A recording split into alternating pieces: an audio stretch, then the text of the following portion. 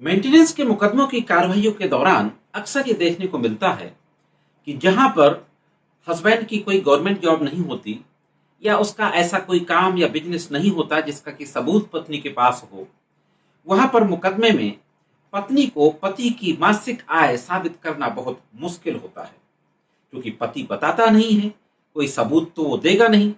अगर कोई government job नहीं है तो पत्नियां यह नहीं साबित कर पाती हैं कि उसकी एक्चुअल मासिक आय क्या है।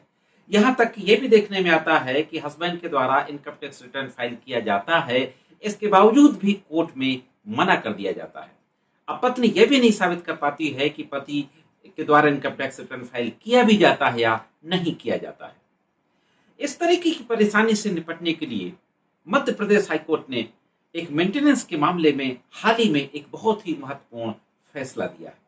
मैं समझता हूं कि इस फैसले से उन तमाम पीड़ित महिलाओं को, जिनके पास अपने पति की आय को साबित करने का कोई रास्ता नहीं होता, इस फैसले से बहुत ज्यादा उनको राहत मिलेगी।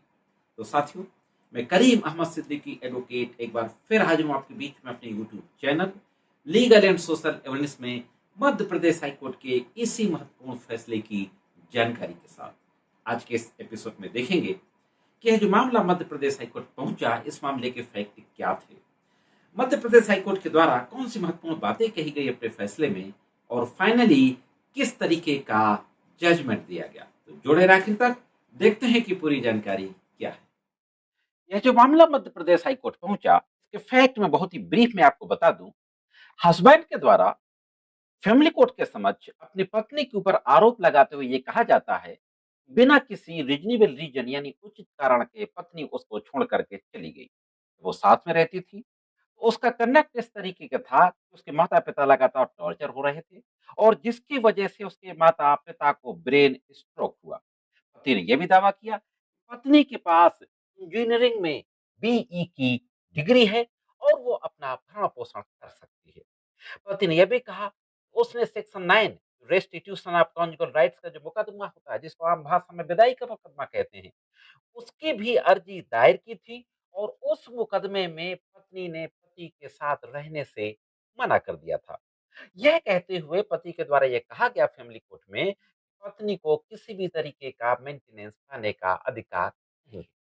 वहीं दूसरी तरफ पत्नी के द्वारा कहा जाता है कि पति एमटेक है, एमबीए है, एक एनर्जी कंपनी में डीजीएम है, खुद कंपनी चला रहा है और 3 लाख रुपया पर मंथ की उसकी इनकम है।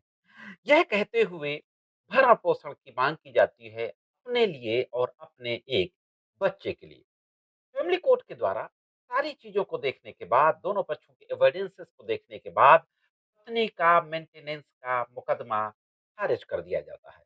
लेकिन बच्चे को 20,000 रुपया महीने का आदेश कर दिया जाता है। पत्नी को कुछ नहीं दिया जाता, लेकिन बच्चे के लिए मेंटेनेंस का आदेश पारित कर दिया जाता है।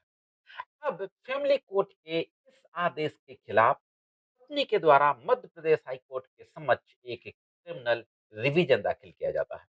इस क्रिमिनल रिवीजन में पत्नी एक अपने लिए मेंटेनेंस की मांग करती है। दूसरी बात, अपने बच्चे के लिए 20,000 से बढ़ा करके 30,000 रुपया मेंटेनेंस किए जाने की मांग करती है। तो देखते हैं कि अब हाई कोर्ट में क्या होता है। ये जो मामला मध्य प्रदेश हाई कोर्ट पहुंचा, G versus S CRR number 512 बटे 2026, इसकी पूरी डिटेल आपकी स्क्रीन पर है। हाईकोर्ट के जस्टिस गजेंद्र सिंह की बेंच के द्वारा इस मामले की सुनवाई की जा रही थी। हाईकोर्ट ने पूरी पत्रावली को देखने के बाद ये कहा कि ट्रायल कोर्ट का नजरिया कानून के सम्मत नहीं था।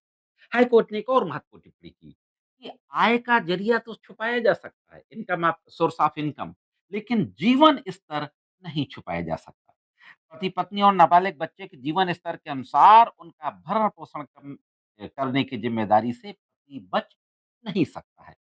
कोर्ट ने यह भी कहा, 10 साल की शादीशुदा जिंदगी 10 साल की शादीशुदा जिंदगी में बच्चे को पालना, बच्चे की परवरिश करना, देख-रेख करना, ऐसी स्थिति में यह नहीं माना जा सकता कि पत्नी की इतनी कमाई होगी और उसको गुजारा भत्ता ना मिले। हाईकोर्ट ने पत्रावली पे उपलब्ध एफआईआर को देखते हुए कहा कि पत्नी के पास अलग रहने के ठोस कारण मौजूद हैं। पति ने कहा था कि बिना किसी उचित कारण के छोड़ के चली गई। हाईकोर्ट ने कहा कि एफआईआर में जो एलिगेशंस लगाए गए हैं, उससे यह स्पष्ट हो रहा है कि पत्नी के पास अलग रहने के ठोस कारण मौजूद हैं। बेंच ने देखा, पत्नी की वैवाहिक जिम्मेदारियां केवल पति के प्रति नहीं बल्कि नाबालिग बच्चे के प्रति भी हैं। इसके अलावा बेंच ने देखा कि ट्रायल कोर्ट ने गलती की थी क्योंकि उसने रिकॉर्ड पर मौजूद सबूतों पर ध्यान नहीं दिया। ध्यान दिए बिना ही इस आधार पर अर्जी पर विचार किया था कि पति वैवाहिक अधिकारों की बहाली चाहता है। साफ-साफ हाईकोर्ट ने कहा। फैमिली कोर्ट ने सिर्फ इस बात पे ज़्यादा जोर दिया, पति तो रखना चाहता है अपनी पत्नी को अपने साथ। बाकी जो और सबूत थे, उन पर ध्यान नहीं दिया, यह बात हाईकोर्ट ने कही। एक बात और कही कि ट्रायल कोर्ट के आदेश से पता चलता है, पति की आय का स्रोत साबित करने का पूरा बोझ गलत तरीके से फैमिली कोर्ट ने पत्नी पर डाल दिया। जैसा मैंने शुरुआत में कहा था। पत्नी पर ही ये ज़िम्मेदारी होती है कि वो साबित करे कि पति की आय क्या है। यहाँ पर हाई कोर्ट ने कहा कि यह इस तरीके से सोचना ट्रायल कोर्ट की गलती थी। पत्नी पर पति की पूरी आय साबित करने का भार नहीं डाला जा सकता। ये कोई विरोधी पक्षकारों वाला मुकदमा नहीं है, बल्कि यह एक सामाजिक कल्याण की कार्रवाई है। इसलिए ट्रायल कोर्ट को पति पर अपनी आय से जुड़ी सभी ज़रूरी बातें बताने का बोझ नहीं डालना चाहिए था। व्यवहारिक रूप से भी सही कहा हाई कोर्ट ने। भाई, जिसकी इनकम है, सारी डिटेल वही बता सकता है ना। अगर वो छुपा रहा है, कंसील कर रहा है, तो ये बात कोर्ट को देखनी चाहिए।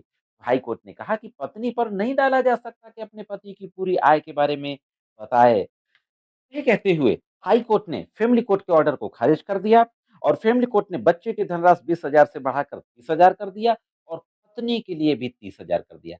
यानी 60,000 रुपया महीना मेंटेनेंस देने का आदेश पारित कर दिया गया। पत्नी का क्रिमिनल डिवीजन हाई कोर्ट ने स्वीकार कर लिया। दोस्तों, इस फैसले से उन तमाम महिलाओं को मेंटेनेंस के मुकदमे में ज़रूर सहायता मिलेगी, क्योंकि वाक़ई में पीड़ित हैं। फैसले की जानकारी कमेंट्स करके ज़रूर बताएँ। आज के एपिसोड में सिर्फ इतना ही।